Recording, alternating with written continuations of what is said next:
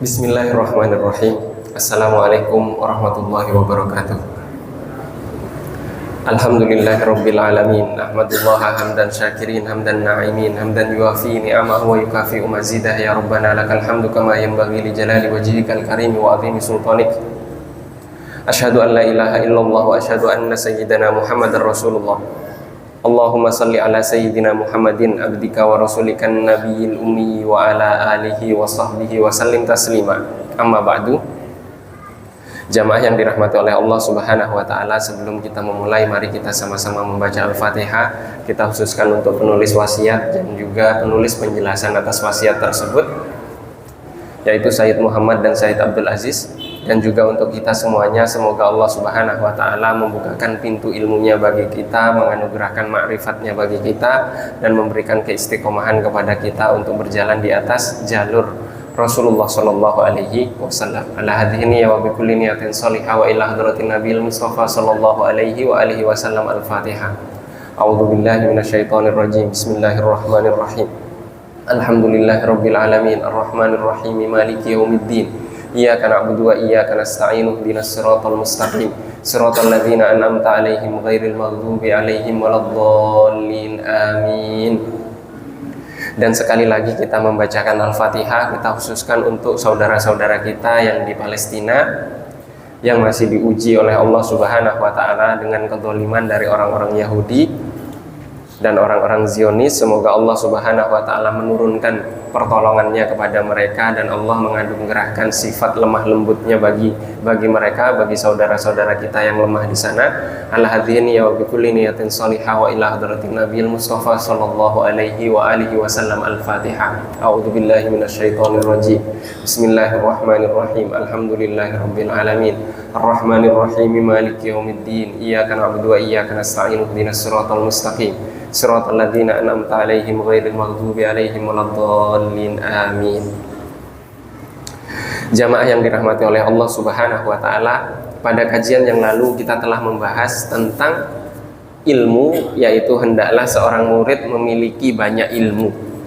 Dan pada kesempatan kali ini kita akan membahas tema yang baru, yaitu tentang lemah lembut dalam bersikap, di mana Sayyid Muhammad bin Siddiq Al-Ghumari berwasiat, wa kun azimal hilmi, aku pun berwasiat agar selalu bersifat lemah lembut. Kemudian Sayyid Abdul Aziz berkata, dengan sifat tersebut, dengan sikap tersebut, Allah Subhanahu wa ta'ala dan Rasulnya akan mencintaimu. Sebagaimana dalam hadis sahih, Rasulullah Shallallahu Alaihi Wasallam berkata kepada Asad Abdul Qais. Jadi seorang sahabat bernama Asad bin Ashaj Abdul Qais. Rasulullah berkata kepada sahabat ini, inna fika khaslataini yuhibbuhumallahu wa rasuluhu, al-hilmu wal anatu. Sesungguhnya pada dirimu terdapat dua sifat yang dicintai oleh Allah Subhanahu wa ta'ala dan oleh Rasulnya, yaitu lemah lembut dan sikap kehati-hatian. Hadis riwayat Imam At-Tirmidzi dan Ibnu Majah dari Ibnu Abbas. Kemudian dalam riwayat lain Rasulullah Shallallahu Alaihi Wasallam juga bersabda, wajabat mahabbatullahi azza wa jalla ala man ughdiba fahalima. Wajiblah mendapatkan cinta Allah Subhanahu wa ta'ala bagi orang yang dibuat marah lalu dia bersikap lemah lembut. Hadis riwayat Al-Asfahani dalam kitab At-Targhib dari Sayyidah Aisyah radhiyallahu ta'ala anha. Jamaah yang dirahmati oleh Allah Subhanahu wa ta'ala, di sini dalam wasiat ini meminta kita untuk memiliki sifat dan sikap lemah lembut ketika ada orang yang membuat kita marah. Siapa contoh sifat yang memiliki sifat dan sikap lemah lembut yang sempurna? Contohnya Rasulullah Shallallahu Alaihi Wasallam. Contohnya Rasulullah Shallallahu Alaihi Wasallam. Bagaimana contohnya? bagaimana Rasulullah mencontohkan itu dapat kita lihat kalau dalam sejarah Rasulullah Shallallahu Alaihi Wasallam di fase ketika Rasulullah Shallallahu Alaihi Wasallam berada di Makkah. Bagaimana Rasulullah Shallallahu Alaihi Wasallam dizalimi, dibuat marah oleh kaum musyrikin ketika itu. Dan itu contohnya banyak sekali. Banyak sekali. Bagaimana Rasulullah Shallallahu Alaihi Wasallam ketika sholat dilempar dengan kotoran, dilempar dengan dalaman onta. Itu apa tidak marah? Tapi Rasulullah, apa yang dilakukan oleh Rasulullah Shallallahu Alaihi Wasallam ketika itu? Rasulullah membalas, Rasulullah melawan? Tidak melawan. Apakah kemudian kita kalau dizalimi orang kita tidak melawan? Tidak seperti itu juga. Karena buktinya ketika Rasulullah Shallallahu Alaihi Wasallam sudah di Madinah, Rasulullah melawan atau tidak? Melawan. Pertanyaannya, melawannya Rasulullah ini keinginan nafsu atau wahyu dari Allah? Wahyu jawabannya. Maka ketika kita marah, sabar, lemah lembut, menegur atau diam, itu kita harus mengikuti kehendaknya Allah, bukan mengikuti nafsu kita. Nah, ini bedanya tipis. Kalau Rasulullah enak ada wahyu. Kalau kita bagaimana? Maka agar kita dapat merasakan kehendak Allah Subhanahu wa Ta'ala, kita butuh dua ilmu yang kemarin kita pelajari, yaitu ilmu lahir dan ilmu batin. Yang paling penting itu batinnya, dan batin tidak akan bisa dicapai tanpa ilmu lahir. Bagaimana bisa bersih? Nggak pernah sholat. Bagaimana bisa mengenal Allah? Sholat saja nggak pernah, tata caranya tidak tahu. Sudah sholat belum bisa wudhu. Bagaimana? Bisa? Tidak bisa. Ibarat kita ke konter, ya kan, beli kuota, tapi HP kita belum Android. Gitu kan? Bisa masuk sih kuotanya, tapi nggak bisa dibuka di HP kita. Masuk, tapi tidak bisa dibuka. Terus apa hasilnya? Tidak ada gunanya. Tidak ada gunanya. Maka di sini inilah bagaimana Rasulullah itu mencontohkan sikap lemah lembut itu bagaimana. Coba Rasulullah ini sampai sekarang saya belum bisa untuk tidak memukul anak, itu tidak bisa. Nggak tahu itu bawaan dari sana atau gimana. Ini Rasulullah kepada Sayyidina Anas bin Malik, sejak kecil membantu Rasulullah 9 sampai 10 tahun, mengatakan tidak saja nggak pernah Rasulullah. Apalagi mukul. Tidak saja, jangan, nggak pernah. Itu bagaimana lembutnya Rasulullah Shallallahu Alaihi Wasallam. Bagaimana lemah lembutnya Rasulullah Shallallahu Alaihi Wasallam. Sehingga mustahil orang yang bertemu dengan Rasulullah tidak melihat kesempurnaan Rasulullah, itu tidak mungkin.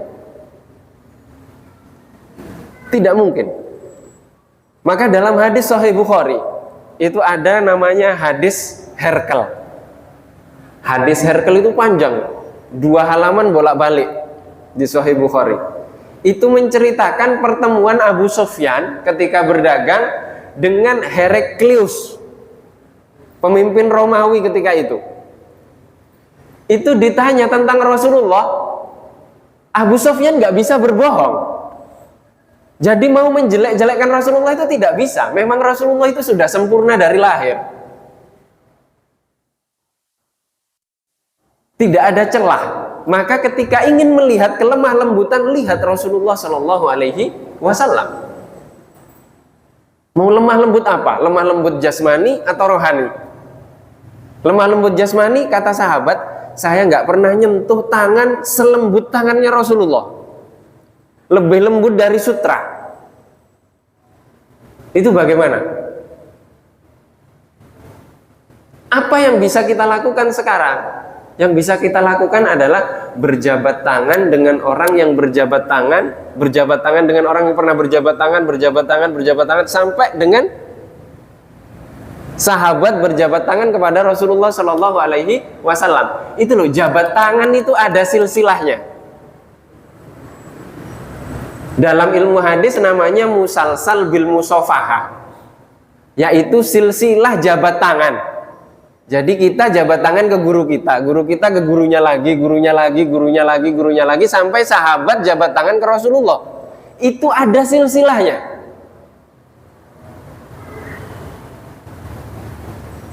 Dan bisa dipertanggungjawabkan. Semuanya ada silsilahnya. Kalau jabat tangan saja ada silsilahnya, bagaimana dengan wudhu?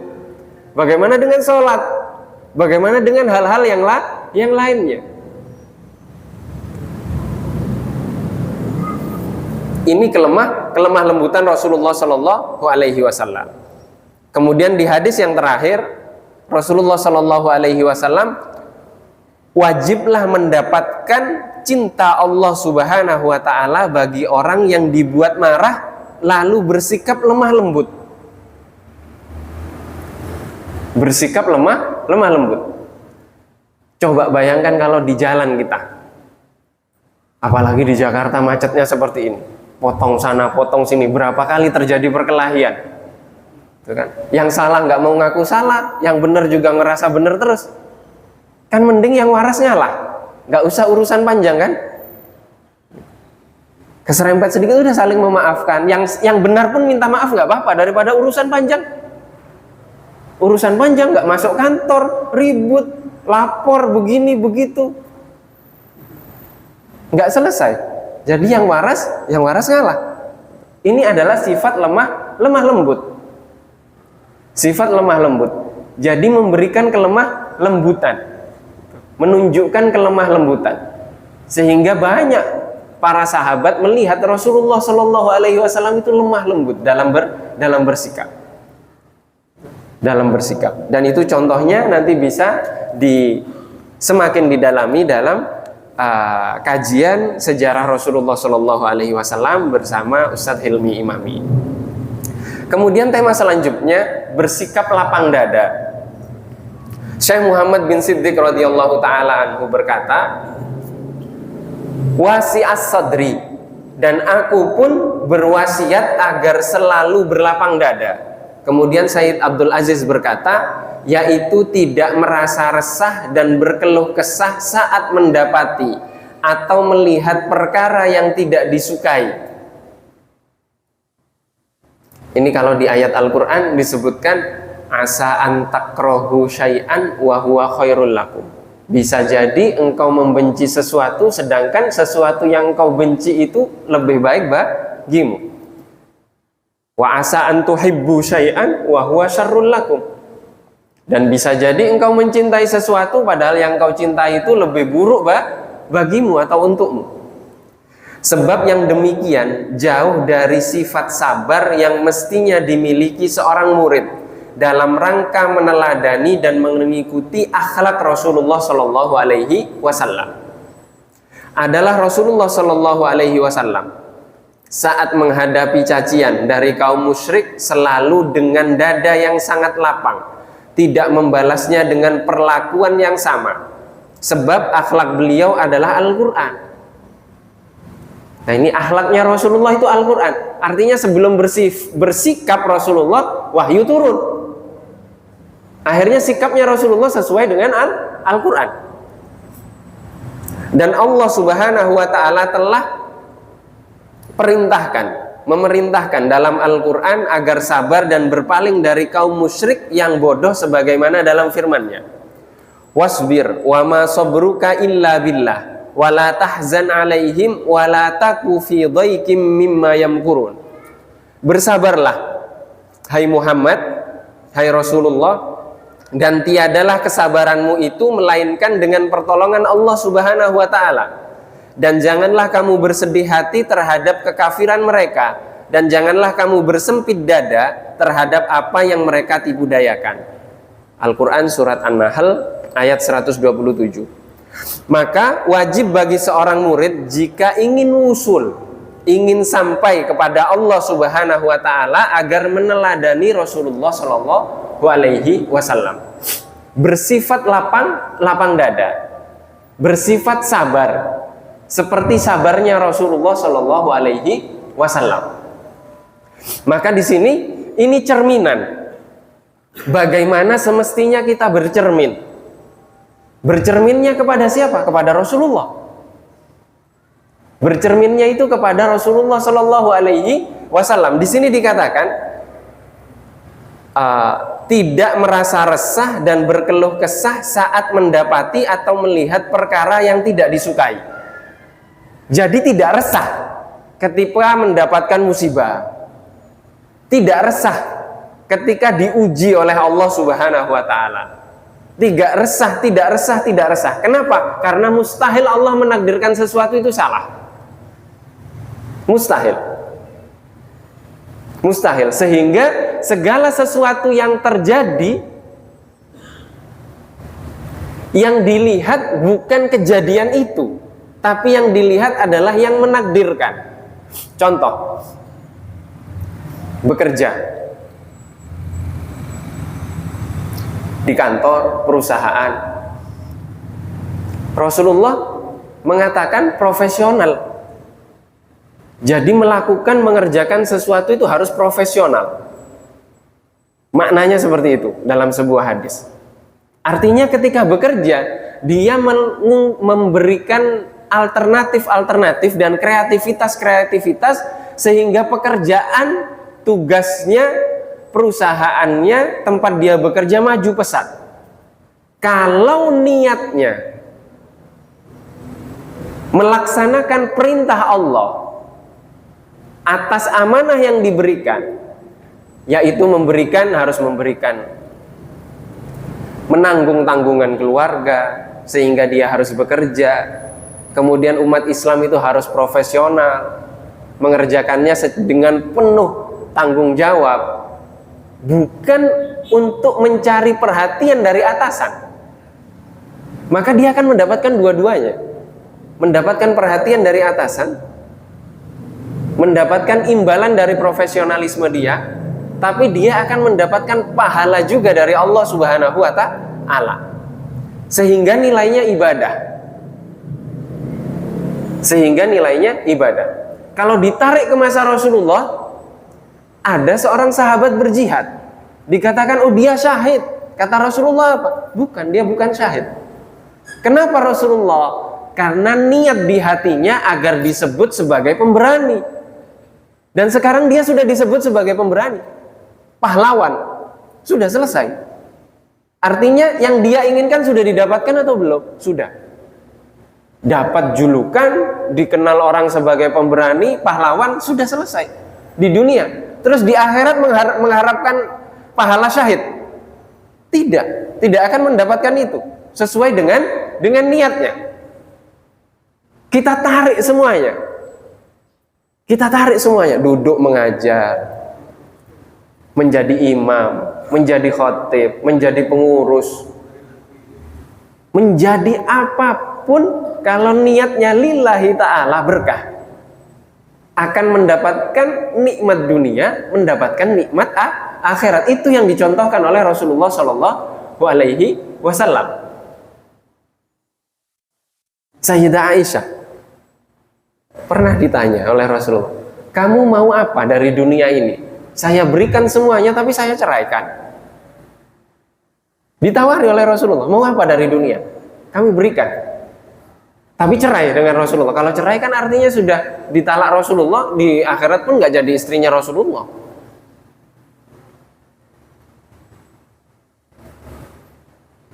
Itu bisa seperti itu. Tapi apa memilih itu? Kan tidak.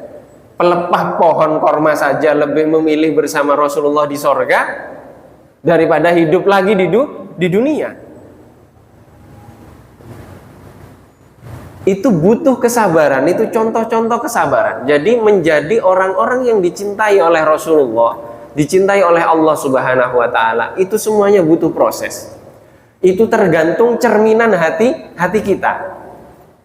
Maka ketika kita bercermin kepada Rasulullah, yang nampak di hati kita, yang mantul di hati kita itu adalah cahayanya Rasulullah.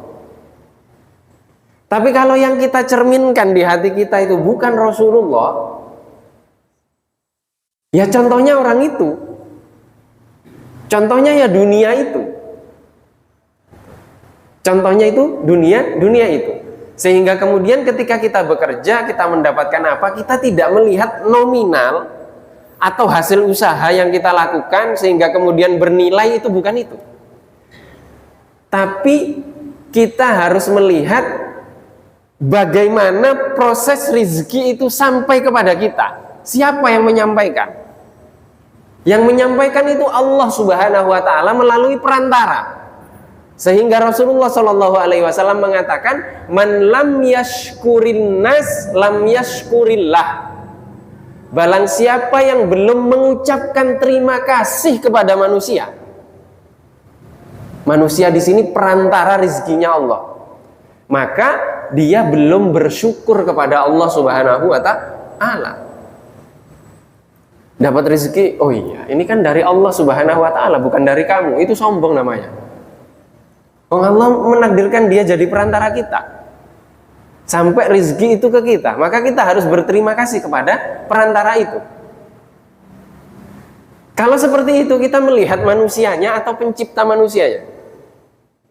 Pencipta manusia. Kita melihat rezeki itu, dunia itu, atau melihat pemberi rezekinya? Pembeli rezekinya. Itu kalau rezeki. Bagaimana kalau musibah?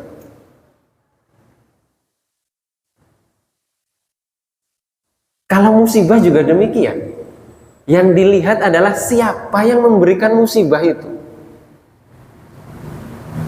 Yang memberikan musibah itu sudah melalui kehendak Allah Subhanahu wa ta'ala. Ketika musibah itu terjadi dengan kezaliman, maka orang yang zalim itu harus ditegur dengan apa? Dengan cara yang memang disyariatkan oleh Allah Subhanahu wa ta'ala. Agar apa? Kita nggak main hakim sendiri. Kita tidak main hakim sendiri. Tadi pagi kami kajian dengan santri kami latihan kajian dan diskusi. Kemudian di buku itu dijelaskan bahwa hukum orang yang meninggalkan sholat karena kemalasan, hukumnya adalah dibunuh. Hukumnya dibunuh. Sehingga mereka diskusi, bagaimana kita bisa membunuh teman kita yang malas sholat gitu kan. Jadi kan santri-santri banyak kan kadang malas sholat, sembunyi begini begitu. Itu gimana hukumnya kalau membunuh? Masa kita langsung penggal? Maka itu ini butuh apa ya? Butuh penjelasan-penjelasan yang lebih detail lagi tentang fatwa-fatwa ulama yang terdahulu. Tidak bisa dijelaskan begitu saja. Jadi karena kemalasan kemudian langsung dibunuh. Itu sabarnya di mana? Kok Islam ini kayaknya kejam banget? Itu karena apa? Karena bacanya belum luas. Memang dikenalkan dengan buku-buku tipis terlebih dahulu sebagai pengantar. Sebagai pengantar. Maka di sini ini bagaimana mencerminkan hati kita kepada kesabaran Rasulullah, kelapang dadaan Rasulullah Shallallahu Alaihi Wasallam. Tidak terbayang ketika Rasulullah Shallallahu Alaihi Wasallam diperintahkan di tahun ke-8 Hijriah kalau tidak salah. Kalau tidak 8 mungkin 7 Hijriah. Itu Rasulullah diperintahkan oleh Allah untuk umroh. Dan setelah sampai di miqat, Rasulullah memakai ihram. Setelah itu berangkat, oleh kafir Quraisy tidak diizinkan masuk. Akhirnya batal umrohnya. Sudah pakai ihram, batal umroh. Berarti nyembelih setiap orang. Itu ada ribuan orang yang ikut. Itu kita bayangkan, kalau kita nabinya, ini gimana sih Allah ini nyuruh berangkat kok kami takdirnya nggak boleh masuk? Artinya kan PHP. Gimana rasanya di PHP oleh Allah Subhanahu wa ta'ala? Tapi Rasulullah karena Rasul mengerti maksud dari takdir itu. Maksud dari takdir itu pasti ada hikmah-hikmah yang ingin dicapai oleh Allah dengan proses itu. Proses itu kelapang dadaan Rasulullah Shallallahu Alaihi Wasallam. Sayyidina Umar, apa bisa nerima? Tidak nerima di awal. Kenapa nggak diperangi saja Rasulullah? Kalau diperangi kita sudah menang, udah ribuan orang ini yang ikut. Sudah ribuan orang ini yang ikut. Nah sekarang di perbatasan Palestina itu dengan Mesir itu ada beberapa tentara Mesir yang menjaga perbatasan diserang oleh militer Israel dan beberapa orang meninggal. Baru, tapi nggak ada di media. Ada di media? Tidak ada. Sedikit sekali yang memfollow up itu, menyampaikan berita-berita seperti ini. Sehingga kemudian Mesir sekarang mengerahkan ribuan tank di perbatasan dengan Gaza. Ribuan tank, tinggal dipanasi sedikit perang itu. Ribuan tank sudah siap. Ribuan tank sudah siap. Tapi negara Arab yang lain kemana? Nggak ada itu yang menunjukkan kekuatannya. Tidak ada. Semestinya kan tunjukkan juga di perbatasan-perbatasan masing-masing. Sebagaimana Amerika pun mengirimkan kapal induknya kan, itu kan show up semuanya. Ustaz, kalau nanti perang jadi perang beneran, kiamat cepat datang kan begitu. Dikira kiamat itu cepat. Nanti setelah bumi ini penuh dengan keadilan, dikira itu lama. Dikira itu sebentar. 2 hari gitu adil. Agama Islam membumi di muka bumi ini cuma 2 hari seminggu, mustahil. Pasti bertahun-tahun juga. Pasti bertahun-tahun juga. Artinya apa yang dapat kita lakukan? Ya kita harus bersabar, lapang dada, itu benar. Memang kita nggak bisa bergerak apapun sekarang untuk hal-hal yang seperti ini. Setidaknya kita mendoakan. Kemudian yang punya kelebihan rezeki disalurkan kepada mereka, sehingga kemudian dapat membantu mereka. Setidaknya nanti kita ketika ditanya pertanggungjawaban kita, kamu apa yang kamu lakukan di sana? Oh saya nggak bisa makan ketika itu, ya alhamdulillah masih punya rasa. Oh saya bantu, oh saya mendoakan, oh saya begini, saya begitu. Mana nggak ada? Kita berharap ada yang bersuara, tidak ada yang bersuara. Sedikit yang bersuara, ya nggak apa-apa. Kita bersuara di tempat sujud kita. Kita bersuara, mengeluh kepada Allah, memohon kepada Allah ketika kita beribadah. Dan itu yang dilakukan oleh Rasulullah Shallallahu Alaihi Wasallam dalam kondisi ketika beliau berada di Makkah ketika itu, ketika beliau menjadi minoritas.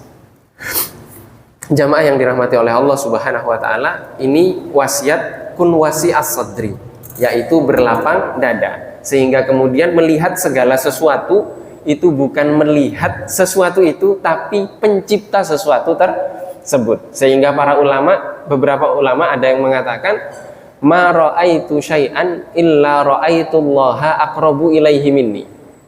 Aku tidak pernah melihat sesuatu apapun, melainkan aku melihat Allah lebih dekat kepadanya daripada diriku.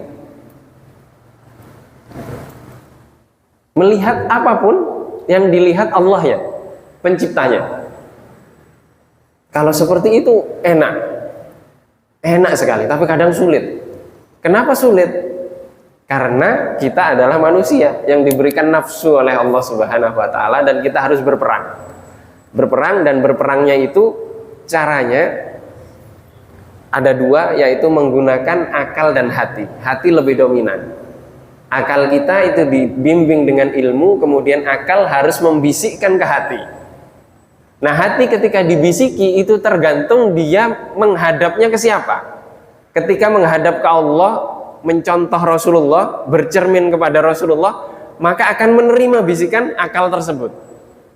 Tapi kalau tidak menerima, dibisiki, dia menerima di awal. Tapi setelah lupa, pantulannya itu akan pantulan dunia lagi. Dia akan memantulkan dunia lagi, karena cermin itu hanya memantulkan apa yang ada di depannya. Apa yang ada di depannya. Kemudian wasiat selanjutnya, Syekh Muhammad bin Siddiq berkata, wal yakun dohikuka tabassuma. Aku pun berwasiat agar menjadikan senyuman sebagai tawa. Atau kalau terjemah tekstualnya, aku pun berwasiat agar engkau menjadikan tawamu dalam bentuk senyuman. Sayyid Abdul Aziz berkata, dengan begitu ia telah menjadikan teladan Nabi Muhammad SAW dalam perangainya. Sebab Rasulullah SAW yang memiliki kesempurnaan perangai dan keindahan sifat, beliau tidak pernah tertawa kecuali hanya tersenyum. Seperti ungkapan Jabir bin Samurah radhiyallahu taala anhu berikut, kana Rasulullah sallallahu alaihi wasallam la yadhaku illa tabassuma. Rasulullah sallallahu alaihi wasallam tidaklah tertawa kecuali hanya tersenyum. Hadis riwayat Imam Ahmad, Imam At-Tirmidzi dan Imam Al-Hakim. Dalam riwayat lain dikatakan, kana Rasulullah sallallahu alaihi wasallam la yuhadditsu illa tabassuma. Rasulullah sallallahu alaihi wasallam tidak bertutur kata kecuali dengan disertai senyuman. Hadis riwayat Imam Ahmad dari Sayyidina Abu Darda. Tidak tampak dalam tawa Rasulullah sallallahu alaihi wasallam gigi geraham beliau yang mulia, sebagaimana kebanyakan orang, kecuali beberapa kali saja. Dan kebanyakan tawa beliau hanya sekedar dengan senyuman. Sebab yang demikian termasuk kesempurnaan sifat keperwiraan, menunjukkan rasa takut kepada Allah Subhanahu wa taala dan tanda hati dan pikiran senantiasa bertafakur dan bertadabbur. Maka dari itu banyak juga riwayat yang menjelaskan tentang tercelanya tertawa berlebihan dan terbahak-bahak. Dalam salah satu riwayat, sahabat Abu Dzar radhiyallahu taala anhu pernah bertanya kepada Rasulullah sallallahu alaihi wasallam, "Qultu," aku berkata, "Ya Rasulullah, wahai Rasulullah, fama kanat suhufu Musa alaihi salatu wassalam." Seperti apa isi suhuf? Suhuf ini lembaran-lembaran wahyu Nabi Musa alaihi salam. Qala, Rasulullah sallallahu alaihi wasallam menjawab, kana ibaron kulluha. Semuanya penuh dengan ibrah, pelajaran. Ajibatu. Ini dalam Nabi Muhammad mengutip dari suhufnya Nabi Musa. Ajibatu liman aiqana bil mauti thumma huwa yafrah. Ajibatu liman aiqana bin nari thumma huwa yadhak. Aku sangat heran. Ini isi dari suhufnya Nabi Musa. Aku sangat heran kepada mereka orang yang meyakini kematian, akan tetapi ia masih selalu riang gembira. Dan aku pun heran kepada orang yang meyakini api neraka, tapi mereka masih bisa tertawa terbahak-bahak. Ini adalah bagian dari suhufnya Nabi Musa yang disampaikan oleh Nabi Muhammad SAW. Jamaah yang dirahmati oleh Allah Subhanahu wa taala. Tema ini apa yang dapat kita ambil? Pertama, ini menunjukkan perhatian sahabat kepada Rasulullah sallallahu alaihi wasallam. Rasulullah jarang tertawa. Tertawanya Rasulullah tersenyum saja didokumentasikan dan diceritakan. Sebegitu mulianya Nabi Muhammad, sebegitu berpengaruhnya Nabi Muhammad, sebegitu sempurnanya Nabi Muhammad, sehingga seluruh detil kehidupan Rasulullah tidak ada yang tidak sampai kepada kita. Semuanya sampai. Senyumnya bagaimana? Maka nanti mungkin setelah selesai kita bisa membaca kitab Syama'il Muhammadiyah, Syama'ilnya Nabi Muhammad, yaitu tentang ciri-cirinya Nabi Muhammad detil. Bayangkan kitab Syama'il ini kurang lebih, kalau yang di rumah segini, sekitar 400 halaman. Terjemahannya sudah banyak. Itu buku Syama'il segini tebalnya. itu kalau di Maroko dibaca di awal bulan Maulid. Tanggal 1 dibaca, tanggal 12 hatam. Sehingga guru-guru kami kalau hatamnya setiap bulan Maulid kitab Syama'il itu hatam terus, tiap tahun hatam apa enggak? Hafal akhirnya ciri-cirinya. Oh, Rasulullah jalannya begini, oh, Rasulullah senyumnya begini, oh, Rasulullah begini, rambutnya seperti ini, oh, Rasulullah akhlaknya seperti ini, oh, Rasulullah begini, oh, Rasulullah begitu. Apa itu tidak mengantarkan kita untuk semakin menunjukkan kualitas umatnya Nabi Muhammad? Karena apa? Karena bercermin kepada Nabi Muhammad SAW. Ini senyumnya. Rasulullah jarang terbahak-bahak. Kita berapa kali tertawa terbahak-bahak? Atau jangan-jangan di history YouTube kita, di HP kita itu kebanyakan lawakan semuanya. Jarang yang tentang pengajian-pengajian tentang Rasulullah SAW. Artinya kalau seperti itu ya sudah, kita generasinya generasi terbahak-bahak, bukan generasinya Rasulullah SAW. Ini tentang senyum, bagaimana Rasulullah senyum, didokumentasikan, didokumentasikan. Rasulullah memakai cincin di mana? Itu didokumentasikan. Rambutnya Rasulullah seperti apa? Tingginya Rasulullah bagaimana? Rasulullah ketika berjalan seperti apa? Itu semuanya didokumentasikan detail. Masuk masjid, Rasulullah bagaimana kalau mau masuk masjid?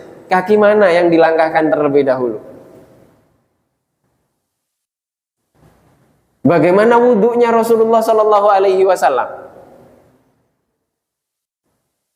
Terbayang wudhu hanya pakai air 1 mud segini. Bagaimana prakteknya? Kalau kita kan enak. Maka salah satu guru-guru kami, beberapa guru kami, salah satunya adalah Syekh Zakaria Thalib. Itu beliau ketika ke Indonesia marah-marah ke kami. Kalian ini mentang-mentang di negara kalian mata air banyak, kalau ngidupkan kran itu kencang sekali dan boros. Coba kita lihat itu kan. Kadang adik-adik kecil juga iseng gitu kan. Masuk ke masjid, kran semuanya dinyalain. Setelah itu ditinggal. Itu kita wudhu, airnya kencang atau tidak? Itu boros, pemborosan. Rasulullah seperti itu? Tidak.